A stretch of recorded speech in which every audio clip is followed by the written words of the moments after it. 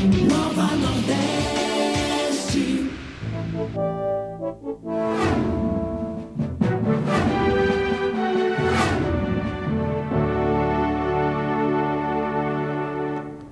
Está começando a Assembleia na TV Debate. Esse programa está sendo levado ao ar pela TV Universitária Canal 11 e no sistema UHF pela TV Nova, Canal 22 e TV Pernambuco, Canal 46. Essas emissoras levam nossa programação para o interior do estado. Vamos conversar hoje sobre carga de impostos e uma possível reforma tributária.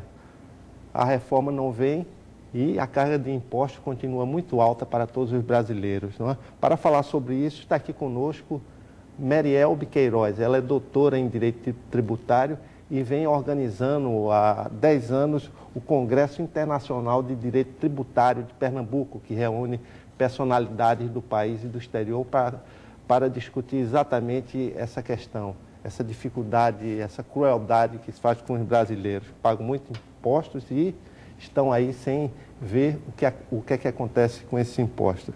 Merielbe, essa carga tributária brasileira é uma carga infame pelo volume dela. E parece que nenhum governo, seja ele qual for, está disposto a reduzi-la. Por que isso? Veja só, você tocou num assunto bem interessante. O país tem um gasto muito alto, o custo Brasil é alto, há muitos desvios, muita despesa, muita sonegação. Só que o país, para funcionar, precisa de recursos, de receitas. E essas receitas só tem um lugar que vão buscar, no nosso bolso. Então, muito gasto precisa de muita receita e muita receita precisa arrecadar sempre mais, cada vez mais, os tributos. E quem paga? A gente. E aí, veja só o que é interessante. Passa governo, entra governo, sai governo e sempre se diz que vai fazer uma reforma tributária. É um mote de campanha de todo mundo, do governo que entra. Desde 88, quando foi a nossa Constituição, já tivemos 13 reformas tributárias e nenhuma funcionou. Porque reforma tributária, do lado de quem paga, é como vai reduzir e simplificar essa carga tributária. Do lado das fazendas, União, Estados e municípios, eles pensam sempre como vai arrecadar mais. Então, não fecha a conta, né? E cada vez que tem uma reforma, eu participei da reforma tributária de 2003 lá em Brasília, nas discussões, só tinha o quê? Governadores, prefeitos e o governo querendo saber quem ia ficar com o maior bolo. Então, como não se chega a um consenso sobre essa partilha, vamos sempre pagar mais. Mas a questão mais importante, veja só, por que essa carga tributária também é mais alta? É exatamente porque gasta-se muito e temos um gasto de má qualidade. Ou seja, você paga imposto para ter saúde, educação, transporte, segurança e você não tem nada disso. Ou você tem um particular e aí você paga duas vezes, porque pagou o imposto para ter e não teve. E aí tem que ter uma saúde privada, uma escola privada. Ou então o que é que acontece?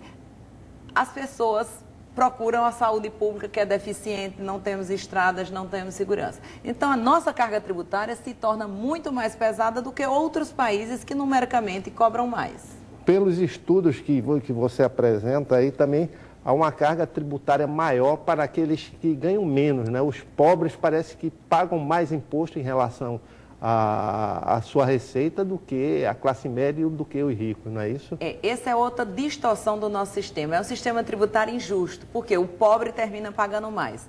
Como nós temos uma carga tributária pesada sobre o produto, sobre a produção de bens e serviços, com IPI, ICMS, PIS, COFINS, IOF, uma série de tributos em cascata, tributos incidindo sobre ele mesmo, veja, mais ou menos 45% do que se arrecada são de tributos sobre o produto, mais 22% de tributos sobre a folha de salário, dá quase 70% de tributos sobre o produto. Ora, esse produto termina sendo mais caro, as empresas terminam vendendo menos, tendo um impacto no crescimento das empresas, no crescimento econômico do país, e aí a pessoa mais pobre, que tudo que ganha ela consome, ela termina proporcionalmente pagando mais.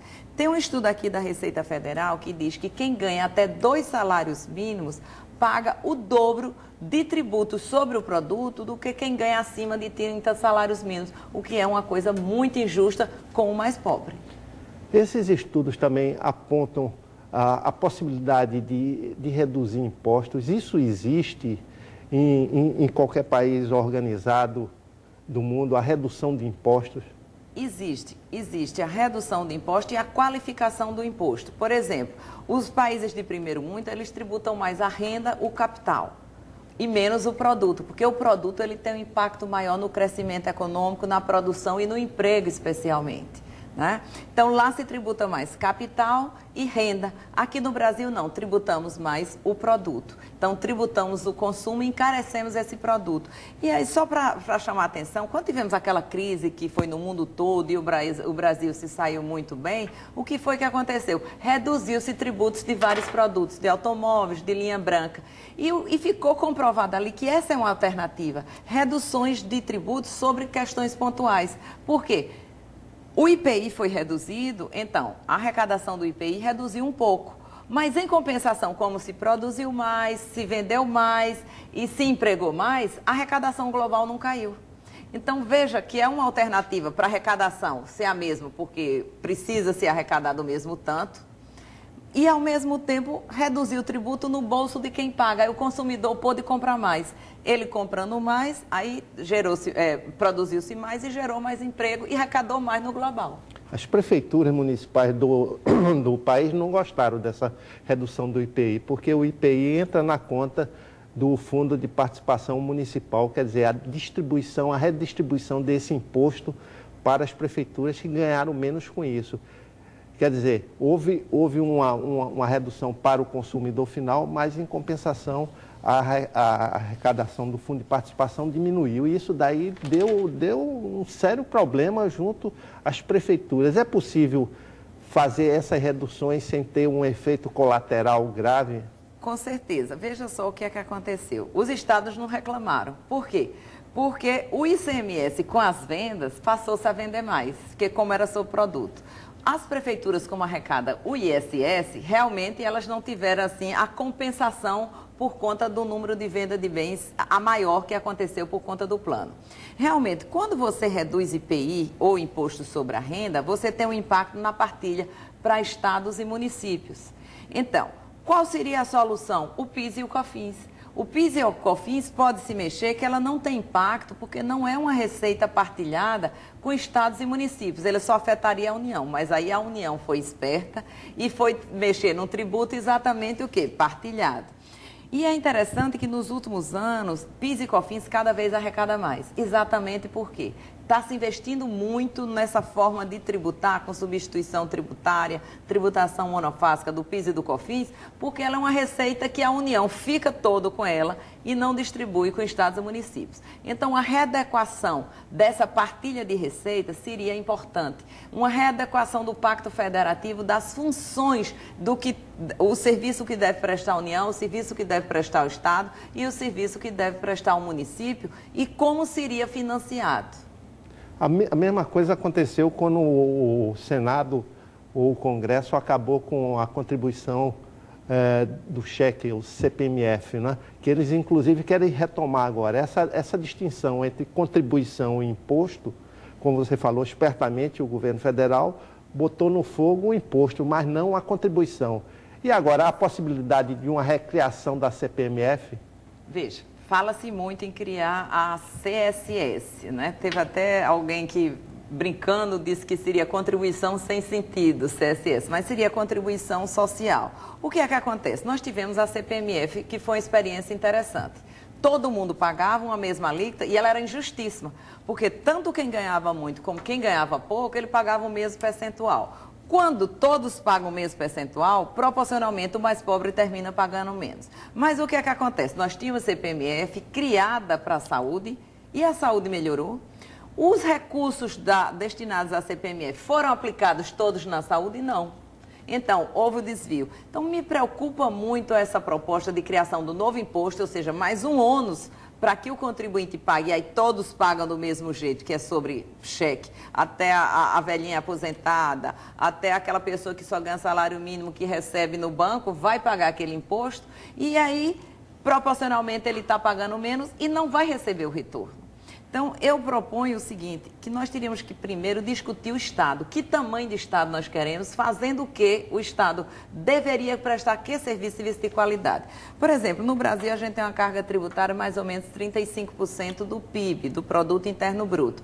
Você tem países que ela chega a 45%, 50%, como a Suécia e a Dinamarca. Pergunte lá se as pessoas querem que baixe a carga. Ninguém quer. Por quê? Porque lá, como eles têm um retorno social muito grande, então eles têm interesse em contribuir cada vez mais para que o Estado cumpra essa finalidade de prestar esses serviços. Outro tema levantado para debates é exatamente esse, de separar o imposto do produto. Muitas vezes as pessoas não sabem quanto é que custa um produto, não é? E tem movimentos, postos de gasolina em outros estados, oferece gasolina sem imposto durante o dia para exatamente fazer esse tipo de campanha da separação do imposto do produto. Isso você acha que vinga aqui no Brasil? Veja, é interessante, nos Estados Unidos eles têm esse sistema, ou seja, você compra o produto por 10 e a parte vem lá o tributo de 12. Então, ele conhece, de forma transparente, ele sabe quando compra um produto, quando está pagando. No Brasil nós não temos isso, e isso é terrível, porque, por exemplo, nós temos uma tributação por dentro, que é uma tributação disfarçada. Então, você diz, o ICMS, a alíquota é 18%, não é 18% que se paga. É 21%, 22%. Por quê? Porque como o ICMS é calculado por dentro do produto, ou seja, depois que você já aplicou o ICMS incide sobre ele por dentro e aí ele termina mais. Então, quando você ouve falar que o ICMS é 18%, ele é 21%, é 22%. Então, isso fica sendo uma grande caixa preta na questão tributária nacional. Daqui a pouco a gente volta para continuar a nossa conversa com Marielbe Queiroz, doutora em Direito Tributário. Até já.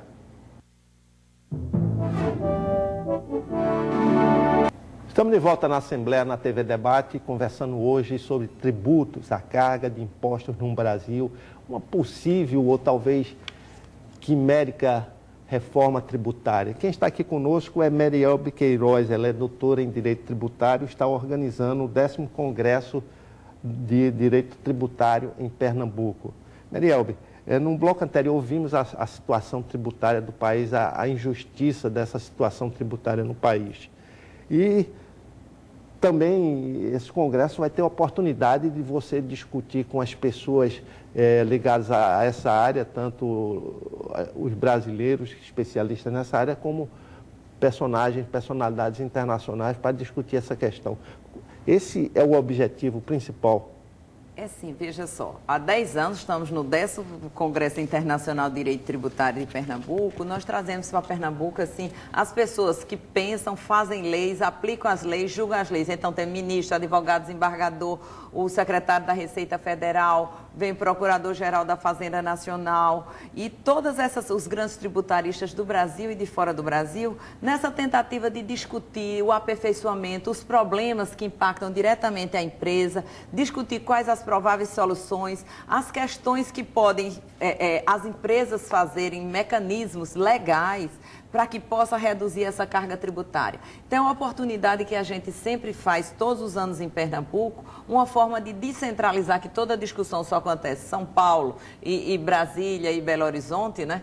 E aí, aqui em Pernambuco, a gente traz esse pessoal para discutir guerra fiscal. Inclusive, vamos ter uma mesa onde o Sindicato Fiscal dos Auditores Fiscais de Pernambuco, eles vão debater uma proposta de reforma tributária que eles entendem que é mais justa para o país. Então, é importante que as pessoas participem, porque se a carga tributária é alta e nós não temos o retorno, a culpa é nossa como cidadão.